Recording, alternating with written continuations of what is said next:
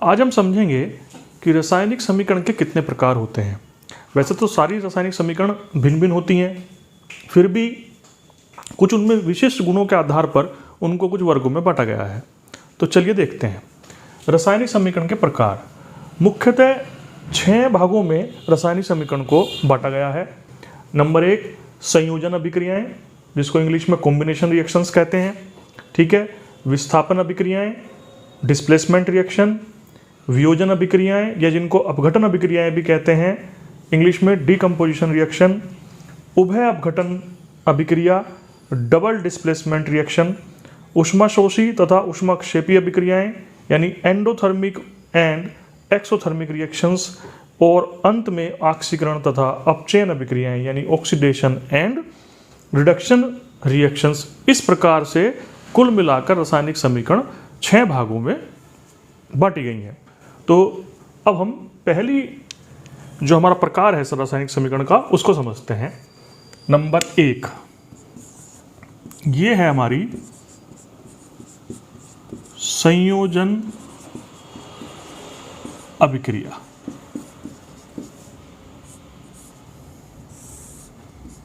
ठीक है बच्चों।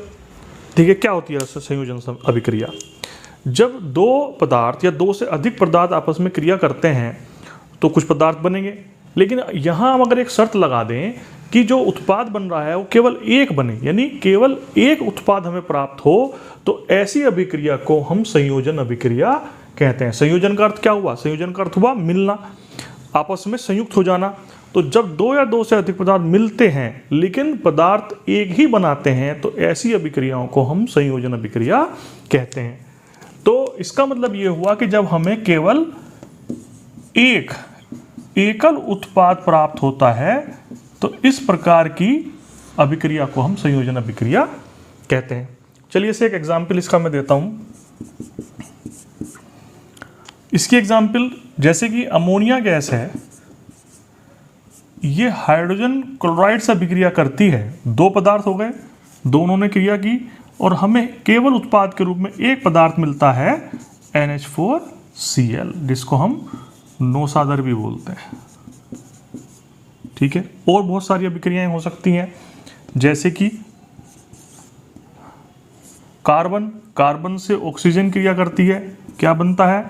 Carbon dioxide. यहां भी आप देख रहे हैं कि दो पदार्थों ने आपस में क्रिया की और हमें उत्पाद के रूप में केवल एक पदार्थ प्राप्त हो रहा है। तो ये सारी की सारी अभिक्रियाएं संयोजन अभिक्रिया के अंतर्गत आएंगी। चलिए अगला है विस्थापन अभिक्रियाएं। विस्थापन अभिक्रियाएं, विस्थापन अभिक्रिया। देखो बच्चों, इसके नाम से ही स्पष्ट है, विस्थापन अभिक्रिया। विस्थापन का अर्थ है कि किसी वस्तु को एक अपने स्थान से हटाकर उसके स्थान पर अपनी जगह ले लेना। तो अगर हम इस शब्द को रासायनिक समीकरण में इस्तेमाल करें तो इसका अर्थ क्या है? रासायनिक अभिक्रिया में इस्तेमाल करें कि जब एक पदार्थ दूसरे पदार्थ में से कम क्रियाशील पदार्थ को हटाकर स्वतः आ जाता है तो इस प्रकार की अभिक्रियाएं विस्थापन अभिक्रियाएं कहलाती हैं। ठीक है। विस्थापन अभिक्रियाएं एक पदार्थ का अपने स्थान से हट जाना और उससे अधिक क्रियाशील पदार्थ का उसके स्थान पर आ जाना विस्थापन अभिक्रिया कहलाता है। चलिए इसकी एग्जाम्पल देखते हैं। एग्जाम्पल फर्स्ट, जैसे कि कॉपर सल्फेट का विलयन है और अगर इसमें हम एक लोहे की पत्ती डाल दें, यानी आयरन, Fe क्या है? आयरन। लोहे की पत्ती डाल दें तो क्या होगा?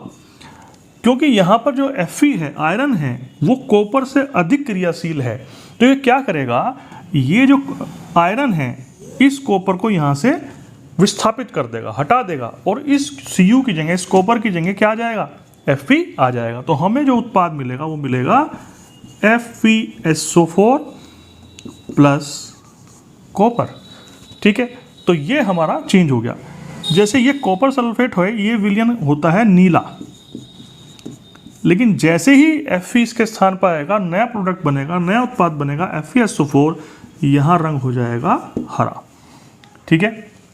तो ये हमारी एक विस्थापन अभिक्रिया की उदाहरण हुआ। कॉपर सल्फेट का विलयन है और इसमें हम जिंक मिलाते हैं, तो क्या है, जिंक क्योंकि कॉपर से ज़्यादा क्रियाशील है तो ये कॉपर को यहाँ से हटा देगा और खुद इसके स्थान पर आ जाएगा, तो हमें मिलेगा जिंक सल्फेट प्लस कॉपर। ठीक है, चलिए अब समझते हैं वियोजन या अपघटन अभिक्रियाएं क्या होती हैं। तीसरा पॉइंट है हमारा वियोजन या अपघटन अभिक्रिया।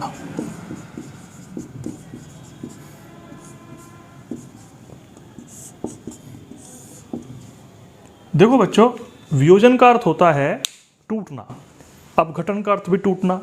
जब कोई पदार्थ दो या दो से अधिक सरल लघु पदार्थों में टूट जाता है या अपने अवयवी जिससे वो मिलकर बना है उनमें टूट जाता है, तो इस प्रकार की अभिक्रियाएं वियोजन अभिक्रियाएं कहलाती हैं।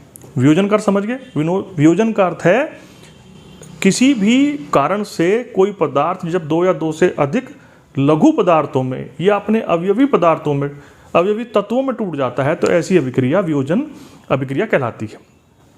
अब वियोजन अभिक्रियाएं जो होती हैं वो तीन प्रकार की होती हैं। पहली अभिक्रिया होती है इसमें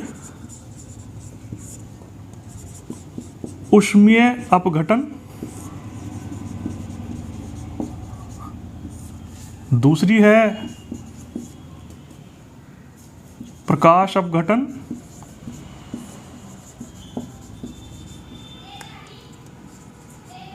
और तीसरी है विद्युत अपघटन।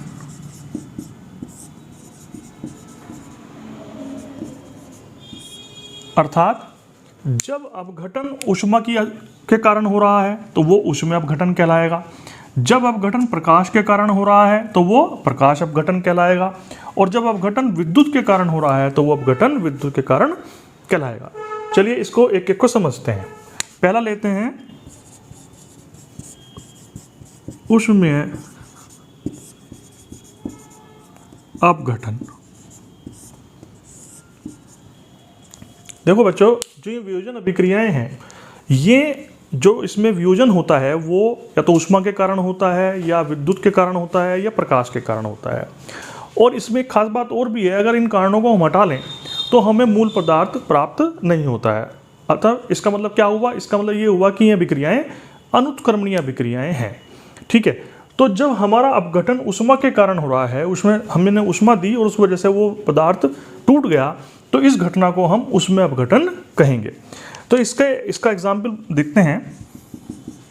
जैसे हमारा कैल्शियम कार्बोनेट है, इसको हम गर्म करते हैं, ऊष्मा देते हैं गर्म करने पर, तो ये क्या होगा, ये दो छोटे छोटे सरल पदार्थों में टूट जाएगा, calcium oxide plus carbon dioxide. तो ये हमारा ऊष्मीय अपघटन का उदाहरण है। इसी प्रकार हम प्रकाश अपघटन को समझ सकते हैं। प्रकाश अपघटन यानी कि जब पदार्थ प्रकाश की उपस्थिति के कारण टूटता है, वियोजित होता है, तो ऐसी घटना, ऐसी अभिक्रिया प्रकाश अपघटन कहलाती है। तो इसका देखते हैं एग्जाम्पल। प्रकाश अपघटन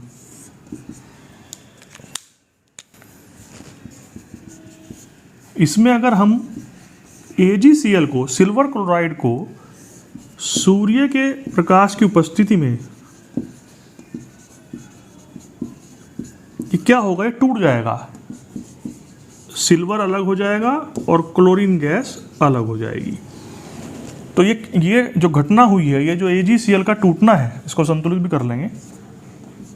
जो ये AgCl का टूटना है वो सूर्य के प्रकाश के कारण हो रहा है, तो ये प्रकाश अपघटन का उदाहरण है। तीसरा है हमारा विद्युत अपघटन।